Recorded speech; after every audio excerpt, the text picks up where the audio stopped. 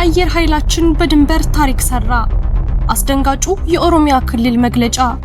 የእስራኤል ድብቅ ሴራ ተጋለጠ።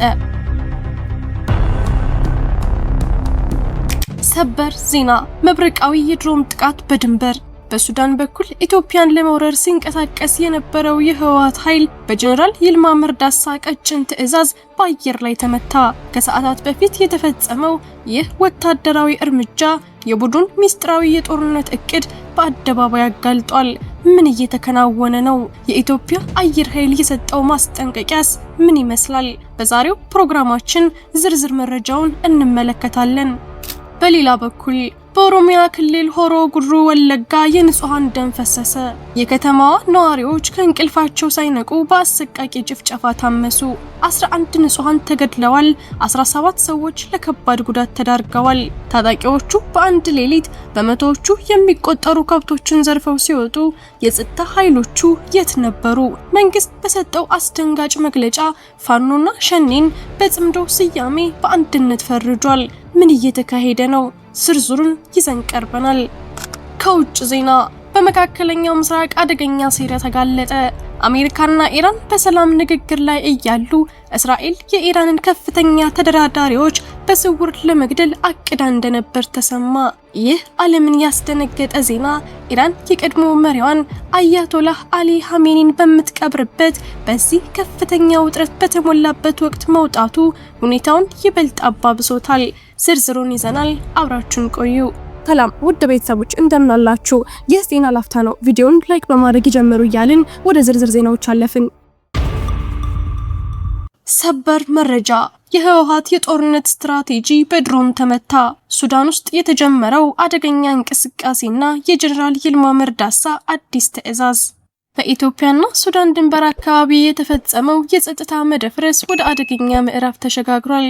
የኢትዮጵያ አየር ኃይል በድንበር አካባቢ ሰርጎ ለመግባት የሞከረውን የህወሓት ታጣቂ ኃይል ላይ ትክክለኛ ኢላማውን የጠበቀ መብረቃዊ የድሮን ጥቃት ማድረሱ ተሰምቷል። ይህ ወታደራዊ እርምጃ በኢትዮጵያ የአየር ኃይል አዛዥ በጀነራል ይልማ መርዳሳ የተሰጠ ቀጥተኛና ጥብቅ ትዕዛዝ መሆኑ የተጋለጠ ሲሆን ታጣቂዎቹ ወደ ሱዳን ድንበር ከተሻገሩ በኋላም ከቁጥጥር ውጭ እንዳይሆኑ የከፍተኛ ጥንቃቄ እርምጃዎች እየተወሰዱ መሆኑ ተረጋግጧል። ከፍተኛ የመረጃ ምንጮች እንደሚያመለክቱት ህወሓት በአሁኑ ወቅት ጽምዶ በሚል ስያሜ ከሚጠራው ጥምረት ጋር በመተባበር የሱዳኑን የአልቡርሃን መንግስት እንደ ሽፋን እየተጠቀመ ነው። የዚህ ስትራቴጂ ዋና ዓላማ የሱዳንን ግዛት በመጠቀም ከውጭ ወደ ውስጥ ኢትዮጵያን የማጥቃት እቅድ ነው።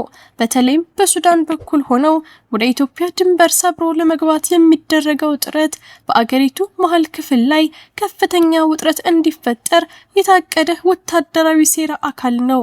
የታጣቂ ቡድኑ አርሚ 7 ተብሎ የሚጠራውን ኃይል እንደ ቀጠናዊ ሚዛን ማስጠበቂያ ለመጠቀም እየሞከረ ሲሆን በቅርቡ ደግሞ አርሚ 13 የተሰኘውን ተጨማሪ ኃይል ወደ ሱዳን ማሸጋገሩ ታውቋል። ይህ ኃይል ወደ ሱዳን በሚያደርገው ጉዞ ወቅት በአየር ኃይላችን የሁለት ጊዜ የድሮን ጥቃት የደረሰበት ቢሆንም የተረፈው ኃይል አርሚ 7ን ተቀላቅሎ ተጨማሪ ወታደራዊ ዝግጅት እያደረገ ይገኛል። ሽራሮ አካባቢ የተፈጸመው ጥቃት ለዚህ ህገወጥ እንቅስቃሴ የተሰጠው ፈጣን ምላሽ ሲሆን ጀነራል ይልማ መርዳሳ በአየር ላይ የሚታየውን ማንኛውንም የጠላት እንቅስቃሴ በመከታተል አገርን የመጠበቅ አደራቸውን በመወጣት ላይ ይገኛሉ። በወልቃይት ግንባር ትኩረት ተደርጎ የነበረው የህወሓት ትንኮሳ አሁን ወደ ምዕራብ ኢትዮጵያ በተለይም በቤኒሻንጉል ጉሙዝ ክልል አቅጣጫ መለወጡ ከፍተኛ ስጋት ደቅኗል። ቡድኑ በተለያዩ ግንባሮች ጥቃት በመክፈት የኢትዮጵያን መከላከያ ኃይል ለመበተን እያደረገ ያለው ጥረት በኢትዮጵያ የአየር ኃይል የላቀ ቴክኖሎጂና ቁርጠኝነት እየተመከተ ይገኛል። የቀጠናው ምንጮች እንደሚጠቁሙት የኢትዮጵያ አየር ኃይል አሁን ላይ ካለው የቴክኖሎጂ አቅም አንጻር በድንበር አካባቢ የሚንቀሳቀሱ ማንኛውም የጥፋት ኃይሎች በቅጽበት የመለየትና እርምጃ የመውሰድ አቅም አለው። ጀነራል ይልማ መርዳሳ የሰጡት አዲስ ትዕዛዝ አገራዊ ሉዓላዊነትን ለመድፈር የሚደረግ ማንኛውም እንቅስቃሴ ውጤቱ የከፋ እንደሚሆን በግልጽ ያሳየ ነው። ህወሓት የሱዳንን ግዛት እንደ መጫወቻ ሜዳ በመጠቀም እየሸረበ ያለው ሴራ በአየር ኃይላችን መብረቃዊ ምላሽ እያከሸፈ ይገኛል። አሁን ላይ ህወሓት በሱዳን በኩል እየወሰደ ያለው ወታደራዊ እርምጃ በራሱ በቡድኑ ላይ ምን ያህል አደጋ ሊጋብዝ ይችላል ብለው ያስባሉ? በጀነራል ይልማ መርዳሳ የሚመራው የአየር ኃይል የሚወስደው ይህ ጥብቅ እርምጃ የድንበር ጥሰቱን ሙሉ በሙሉ ያስቆመው ይሆን? እርሶም በዚህ መረጃ ላይ ያሉትን ማንኛውም ሀሳብና አስተያየት በኮሜንት ሴክሽን ላይ እንዲያጋሩን እየጋበዝን አሁን በቀጥታ ወደ ቀጣዩ ዜና እንለፍ። በወለጋ ደም አፋሳሹ ጥቃት ተከፈተ። ፋኖና ሸኔ ተባበሩ። በኦሮሚያ ክልል ሆሮ ጉድሩ በወለጋ ዞን አሙሩ ወረዳ አገምሳ ከተማ የንጹሃን ደም የፈሰሰበትና አስከፊ የዝርፊያ ድርጊት የተፈጸመበት አስደንጋጭ ሁኔታ ተከስቷል። ሰኔ 23 2018 ከንጋት 11 ሰዓት ላይ በድንገት በተከፈተ ጥቃት ለደህንነታቸው በመስጋት ስማቸው እንዲደበቅ የጠየቁ የአካባቢው ነዋሪዎች እንደገለጹት ከሆነ አካባቢው በታጣቂዎቹ ተወሮ የነበረ ሲሆን የከተማዋ ነዋሪ ከእንቅልፉ ሳይነቃ ጥቃቱ እንደተከፈተባቸው እያነቡ ተናግረዋል። በአስከፊው ክስተት 11 ንጹሃንና ሚሊሻዎች ሲገደሉ 17 ሰዎች ደግሞ ለከባድ ጉዳት መዳረጋቸው የተረጋገጠ ሲሆን ታጣቂዎቹ ወደ አካባቢው የገቡት ከምስራቅ ወለጋ ዞን ኪረሙ ወረዳ እንደሆነ ተመላክቷል። የጥቃቱን አስከፊነት የሚያሳየው ሌላው ማሳያ ደግሞ በዝርፊያው የተሞላው ድርጊታቸው ነው። ነዋሪዎች እንደሚሉት ከተማዋ ውስጥ ያለ አንድም ከብት በግና ፍየል ሳይቀር በአጠቃላይ 400 የሚጠጉ ከብቶች ተዘርፈው የተወሰዱ ሲሆን የነዋሪዎች መደብሮች ጭምር እንደተመዘበሩ ተሰምቷል። የሚያሳዝነው ደግሞ ጥቃቱ በተፈጸመበት ሰዓት አካባቢውን መጠበቅ የነበረባቸው የመንግስት የጸጥታ ኃይሎች በስፍራው አለመኖራቸው ነው። የአገር መከላከያ ሰራዊት ጥቃቱ ከመፈጸሙ ከቀናት በፊት ከአካባቢው ለቆ እንደወጣ ታጣቂዎቹም ከወጡ በኋላ መድረሳቸው ሌላው የነዋሪዎች ቁጭት ሆኗል። ነዋሪዎች እንደሚሉት የጸጥታ ኃይሎች የደረሱት ጉዳቱ ተፈጽሞ ሚሊሻዎቹ ከተገደሉ በኋላ ነው። በዚህ አሰቃቂ ድርጊት ዙሪያ የኦሮሚያ ክልል መንግስት አቋሙን ይፋ አድርጓል።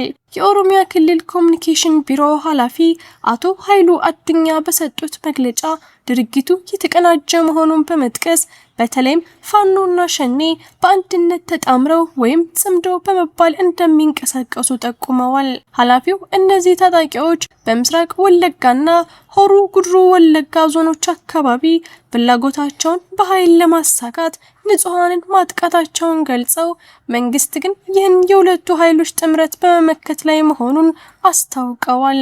ይህ ጥቃት በአካባቢው ያለውን የጸጥታ ስጋት ወደ ከፍተኛ ደረጃ ከፍ ያደረገው ሲሆን ህዝቡ በከፍተኛ የፍርሃት ስሜት ውስጥ ሆኖ ቀጣዩን ክስተት በመጠባበቅ ላይ ይገኛል። ቪዲዮአችንን ላይክ ማድረግ አይርሱ እያልን ወደ ውጭ ዜና አለፍን። የመካከለኛው ምስራቅ ሚስጥር ወጣ። እስራኤል የኢራንን ከፍተኛ ባለስልጣናት ኢላማ አደረገች። በመካከለኛው ምስራቅ የሚደረገው የዲፕሎማሲ ጥረት በአደገኛ አዙሪት ውስጥ መግባቱ ተሰማ። አሜሪካና ኢራን ግጭቱን ለማብረድ በሚደረገው ንግግር ላይ እንደተሰማሩ እስራኤል ከፍተኛ የኢራን ተደራዳሪዎችን ለማጥቃት አቅዳ እንደነበር የሚያሳዩ ስጋቶች የአሜሪካን ባለስልጣናት እያሳሰቡ መሆኑን ዘ ኒውዮርክ ታይምስ ዘግቧል። በተለይም ባለፈው ሚያዝያ ወር የውጭ ጉዳይ ሚኒስትሩ አባስ አራግቺና የፓርላማው አፈ ጉባኤ መሐመድ ባገር ጋሊባፍ የኢላማ ዝርዝር ውስጥ መግባታቸው የዋሽንግተንና የቴህራንን ውይይት ለአፍታ እንዲቋረጥ አድርጎት ነበር። ይህ በየአይነቱ ለየት ያለ ስጋት የአሜሪካ አስተዳደር በአካባቢው አገራት በኩል ለኢራን አስቸኳይ የደህንነት ጥንቃቄ መልእክት እንዲደርሳት አስገድዷል። የኢራን ወገን በዲፕሎማሲያዊ ስብሰባዎች ወቅት የመንግስት ተወካዮቿ ደህንነት እንዲጠበቅላቸው በአሸማጋይ አገራት በኩል ከባድ ዋስትና ሲጠይቁ እንደነበር ተገልጧል። ይህ በእንዲህ እንዳለ አገሪቱ የቀድሞ መሪዋ አያቶላህ አሊ ሀሚኒን በሞት ካጣች በኋላ ከፍተኛ የሀዘንና የውጥረት ወቅት ላይ ትገኛለች። የሀሚኒ የቀብር ስነ ስርዓት በቴሄራንና በሌሎች ከተሞች እየተከናወነ ሲሆን ክስተቱ በክልሉ ያለውን የፖለቲካ ምስቅልቅል ይበልጥ አባብሶታል። ውድ የዜና ላፍታ ቤተሰቦች የሰዓቱ መረጃዎቻችን ያዳመጣችሁትን ይመስል ነበር። ስለተከታተላችሁን እያመሰገንን ቻናላችንን ሰብስክራይብ በማድረግ ቤተሰብ እንድትሆኑ እየጋበዝን በዚሁ ተሰናበትን። ጤና ይስጥልን።